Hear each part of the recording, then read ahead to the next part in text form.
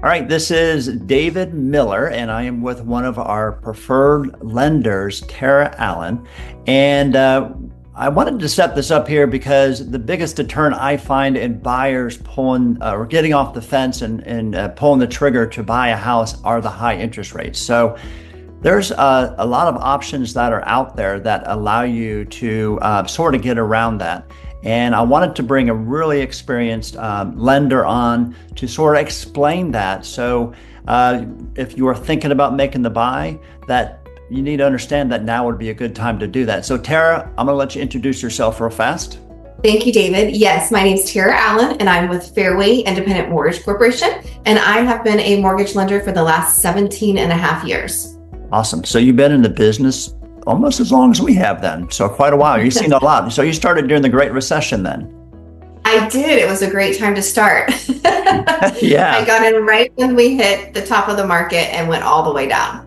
Absolutely. Well, they say if you can make it through that, you can make it through anything, right? Absolutely. And Well, loan the good. market all at once and mortgages.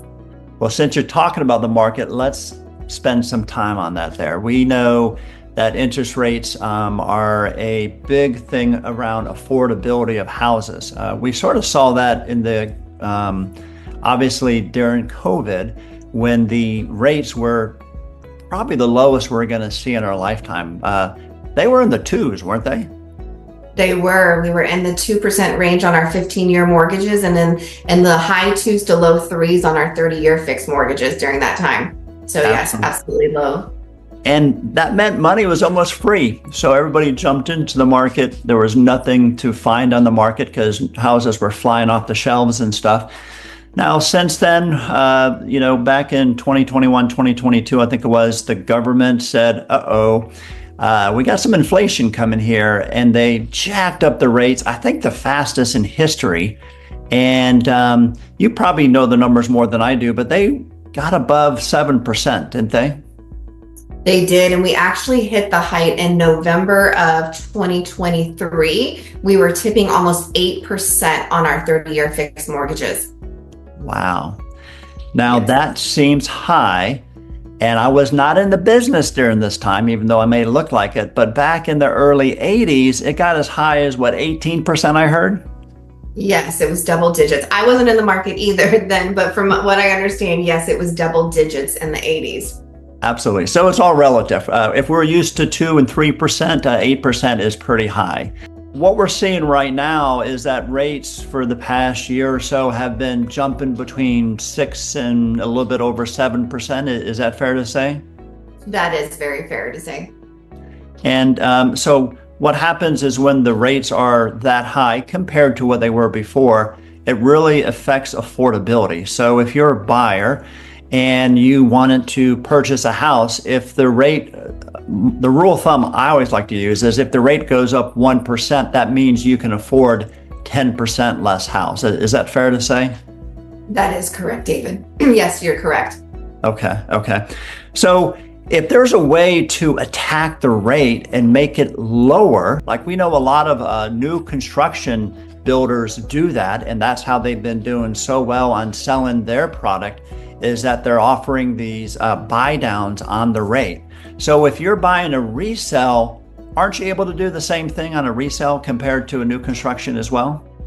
Yes, you can buy the rate down. The interest rate can be bought down through a temporary or a permanent interest rate buy down, and it can be, depending on the loan, it can be paid by yourself, the buyer.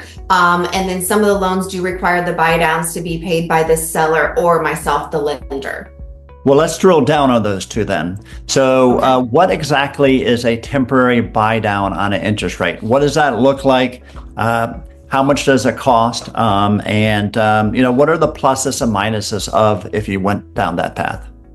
Yes. So on the temporary buy down, a lot of people think it's an ARM. It's not an adjustable rate mortgage. It is a standard fixed mortgage. But what we're doing is we're buying the interest rate down for a certain period of time. So there are several different time periods that you can buy the rate down. You can do what's called a 3-2-1. That one, you buy the interest rate down 3% the first year, 2% the next year, 1% the third year, and then from the fourth year on, it would be your note rate, whatever your interest rate was when you closed.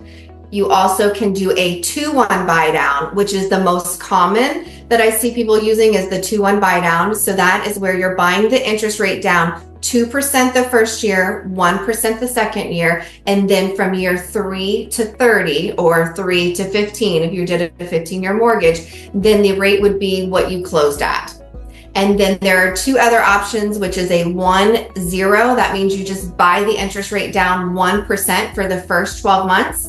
And then the interest rate is what the note rate was for the remaining life of the loan. And then there is a 1-1 where you buy the interest rate down 1% the first 2 years. And then the rate will be the note rate from then on. So the cost of the temporary buy down is going to depend on what your interest rate is and which temporary buy down that you select. So the buy down I ran the numbers on a $380,000 loan amount. And if you did anywhere from a 1-0, which is going to be the cheapest temporary buy down, that's going to cost about $3,000 to buy the interest rate down 1% the first year. And then if you went all the way up to the most aggressive one, the 3-2-1, where you're buying it down 3% the first year, 2% the next year, and 1% the third year, that on a $380,000 loan would cost roughly about $17,500. So obviously there's a benefit. There's some cost up front. However, I guess the benefit is with that lower rate over the term of a 30-year loan, you're going to be saving a lot of money. Is that correct? That is correct. You're going to save, you're going to save in the monthly payment is where you're going to save because you're going to pay for that temporary buy down. Where it becomes really beneficial is in a market like this, if you can negotiate for a seller to pay for your interest rate buy down, then the seller is buying the subsidy to lower your interest rate for the first the first 1 to 3 years of the life of your loan.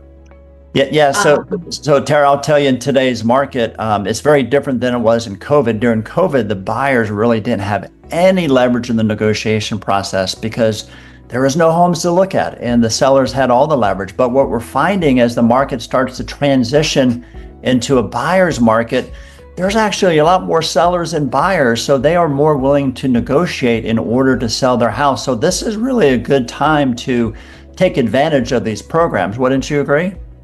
I agree. A buyer will benefit a lot more by the seller contributing to their concessions to buy the interest rate down than asking for the seller to take a less of an purchase price on their house.